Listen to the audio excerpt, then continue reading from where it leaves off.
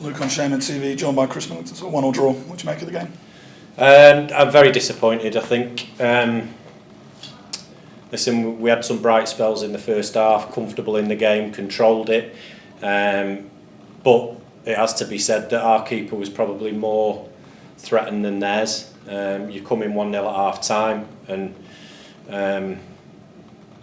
the signs were there. We knew it. We addressed it with the players that the signs were there. There was an element of sloppiness, almost a bit of cockiness, a lack of focus, a lack of being us.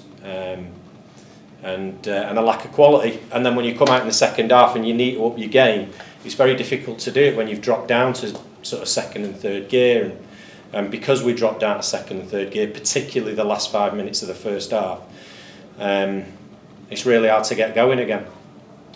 Oxford get their goal, and we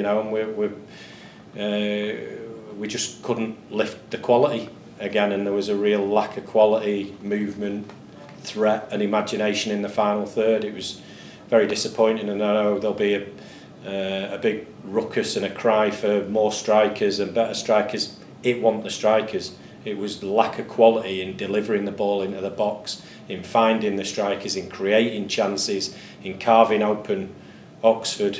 But there were just not enough players at it today, and it's always a risk after a big occasion and a big result like Tuesday night, that people go into it cocky and a bit full of themselves, and there were too many like that today.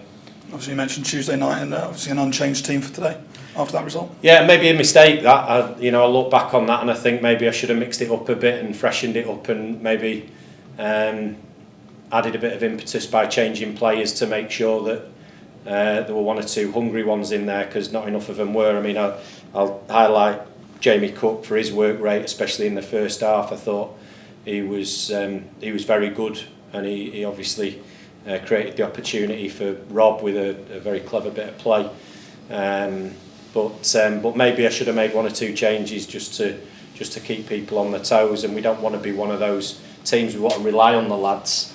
Professionalism and ability to maintain the levels. I don't want to be a guy who's constantly chopping and changing to try and motivate them. They're professional footballers, and they should be out there to try and win 3 points every game. But I think one or two took it a little bit lightly today, and that's a disservice to Oxford City. And I'll just have a moment talking about them, because we did our analysis. They deserve something out of the game against Chesterfield.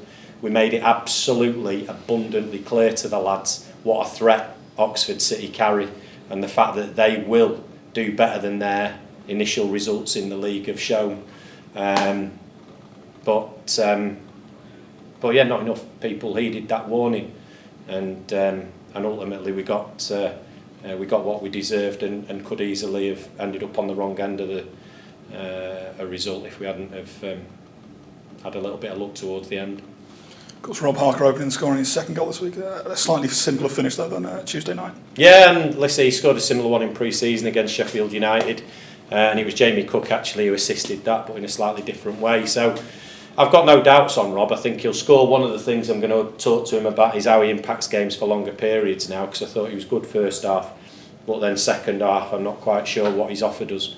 So it's unfair to pick him out, and maybe I shouldn't mention him, but there's any number of people I could mention for the same thing. But another frustration in the sense that once your levels have dropped below a certain point, it's very hard to bump them back up again when you need them. So cockiness, sloppiness, whatever you want to call it, that's the theme of the day, unfortunately, Luke. Of course, obviously hitting the post as well, having a chance cleared off the line, but as you say, Oxford were threatening and then got their equaliser in the second half. Yeah, and look, we think we're going to those chances are going to keep coming, and they're not. If you don't take them and you drop into second gear, then you're going to struggle to create. And on the flip side of that, the opposition are going to come into the game and start to challenge. And they identified space in behind our back line. They started to put the ball in there more quickly, and that's where the goal came from. But that was again a poor bit of play on our part when we were trying to build, a lofted pass into the middle of the park that it's very difficult really to do a lot with. So yeah, just incredibly frustrated. So I know this ain't really going to provide the quality of interview that you want, Luke. I apologise, but very disappointed. And of course, even after that goal, never really looked like finding a winner. Mistakes creeping in as well. Yeah, poor deliveries into the box, lack of movement, lack of imagination. Yeah, you're right. Of course, next up for us is an away game against the very informed side in Solihull Moors. Yeah, I mean, listen, there's no one in the league carries any fear for us. We showed that on Tuesday night, but we've got to look in the mirror and decide what we want to be. Do we want to be the team who go to perform like we did on Tuesday night, or do we want to be the team who do what we've done today, which is